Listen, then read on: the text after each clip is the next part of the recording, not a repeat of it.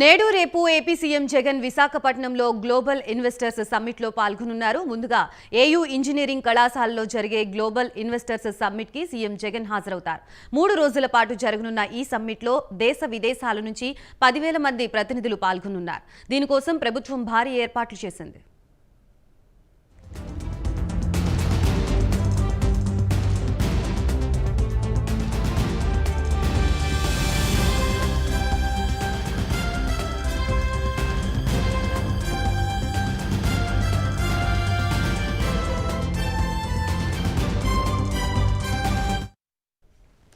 రాత్రి 8 గంటలకి MGM park హోటల్లో జీఐఎస్ డెలిగేట్స్ ప్రత్యేక విందు కార్యక్రమంలో జగన్ పాల్గొనున్నారు. రేపు ఉదయం 9 గంటల 10 నిమిషాలకి ఏయూ ఇంజనీరింగ్ కళాశాల గ్రౌండ్స్ లో రెండో రోజు గ్లోబల్ ఇన్వెస్టర్స్ సమ్మిట్ లో జగన్ పాల్గొనున్నారు. అనంతరం మధ్యాహ్నం 2 గంటలకి విశాఖపట్నం నుంచి తాడేపల్లి చేరుకుంటారు.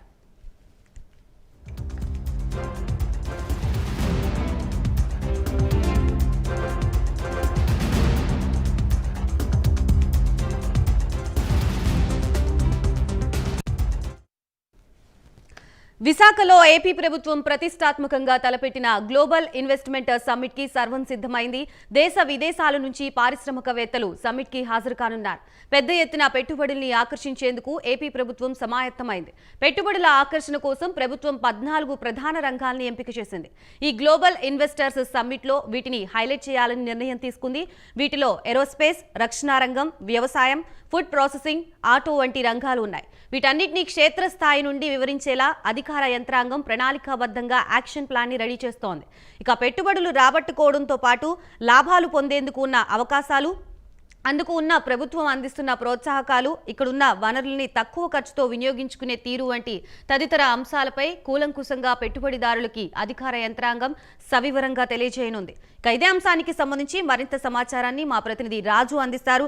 రాజు, చెప్పండి, ఈ గ్లోబల్ సమ్మిట్ లో సీఎం జగన్మోహన్ రెడ్డి పాల్గొనబోతున్నట్లుగా తెలుస్తోంది. దీనికి సంబంధించి ఆయన షెడ్యూల్ ఎలా ఉండబోతుంది, అలాగే దీనికి సంబంధించి అధికారులు ఎటువంటి ఏర్పాట్లు చేశారు? గాయత్రి, ఏదైతే ఈ రోజు విశాఖలో జరగబోతున్న గ్లోబల్ ఇన్వెస్ట్మెంట్ సమ్మిట్ కి సంబంధించి అయితే పూర్తి స్థాయిలో ప్రభుత్వం అయితే చాలా హోప్ పెట్టుకుందని చెప్పుకోవచ్చు. ఎందుకంటే ఈ సమ్మిట్ మీద చాలా వరకు ఆశలు పెట్టుకుని దేశ విదేశాల నుంచి ఎవరైతే ఔత్సాహిక పారిశ్రామికవేత్తలు కానీ, లేకపోతే ఎవరైతే అప్కమింగ్ బిజినెస్ మ్యాన్లు కానీ ఎవరైతే ఉంటారో వీళ్ళందరికీ కూడా ఏపీలో ఉన్న వనరులు కానీ, లేకపోతే ఇక్కడ పెట్టుబడులు పెట్టడం వల్ల వచ్చే అవకాశాలు కానీ ప్రభుత్వం ఎటువంటి తోడ్పాటు కల్పిస్తుందనే అంశాన్ని కానీ ప్రతి ఒక్కటిని కూడా చాలా కూలంకుషంగా వాళ్ళందరికీ కూడా వివరించి ఏపీలో పెట్టుబడులు పెట్టినట్లయితే మీ వ్యాపార అభివృద్ధికి ఇక్కడ ప్రభుత్వమే తోడుగా ఉంటుందంటూ కూడా ఒక ఇండికేషన్ ఇచ్చే ప్రయత్నం అయితే చేయబోతుంది ప్రభుత్వం. దీంట్లో భాగంగానే 2 రోజుల పాటు ఈ గ్లోబల్ సమ్మిట్ కి సంబంధించి అయితే ఇక్కడ జరగబోతుంది.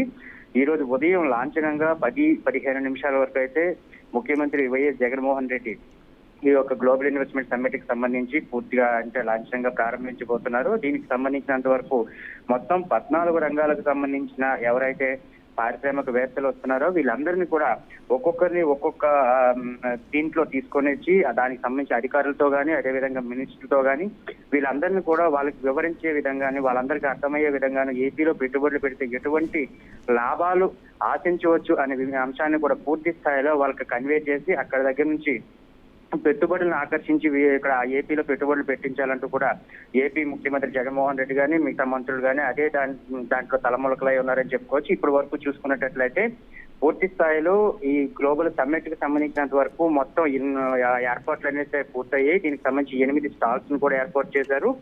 వీటిల్లో కూడా పూర్తి స్థాయిలో అకామిడేట్ చేయడానికి, వాళ్ళందరినీ కూడా కూర్చోవడానికి కానీ, లేకపోతే మిగిలిన అంశాల మీద చర్చించడానికి కానీ ప్రతి ఒక్క అంశాన్ని కూడా చర్చలోకి తీసుకోవడానికి అక్కడ చాలా వాళ్ళంతా కూడా కంఫర్టబుల్ గా కూర్చోవడానికి కూడా పూర్తి స్థాయిలో అయితే ఏర్పాట్లు అయితే చేయడం జరిగింది. అయితే నిన్న సాయంత్రమే 4:45 నిమిషాల వరకు అయితే ముఖ్యమంత్రి వైఎస్ జగన్మోహన్ రెడ్డి అయితే విశాఖ చేరుకున్నారు. విశాఖ హోటల్లో అయితే ఆయన బస చేస్తున్న పరిస్థితి కనిపిస్తుంది.